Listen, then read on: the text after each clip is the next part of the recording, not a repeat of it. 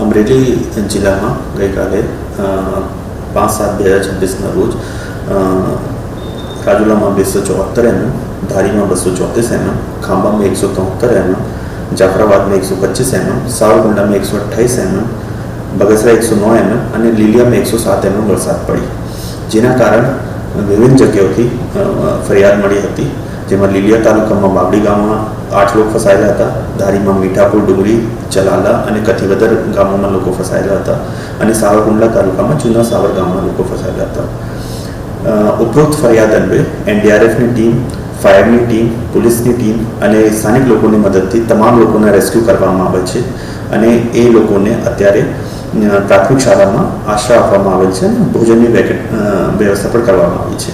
Road રસ્તાની વાત કરીએ તો હાલની પરિસ્થિતિમાં માર્ગ અને મકાન વિભાગ સ્ટેટના કુલ 6 રસ્તા બંધ છે, જેમાં 3 રસ્તા ઓવરટોપિંગના કારણે અને 3 રસ્તા ડાયવર્ઝન ધોવાઈ જવાના કારણે બંધ છે, જેને હાલના સમારકામ ચાલુ છે અને આ સાંજ સુધીમાં બધા રસ્તા ચાલુ થઈ જશે.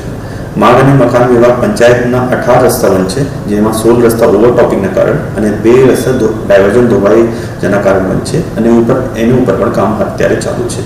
નેશનલ હાઈવે એક અમરેલી સાવરકુંડલા રોડ ઉપર ધોવાઈ ગયા છે અને બીજા એક ખાંભાથી નાગેશ્વરી જતા રસ્તા ઉપર પણ ધોવાઈ ગયા છે. એ બંને રસ્તા ઉપર અત્યારે હાલ કામ ચાલુ છે અને આ સાંજ સુધીમાં બંને રસ્તા ચાલુ થઈ જશે.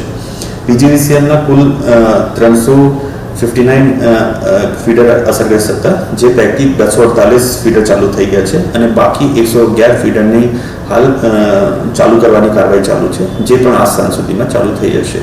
અત્યારે વરસાદ ગઈકાલ રાતથી રોકાઈ ગઈ છે.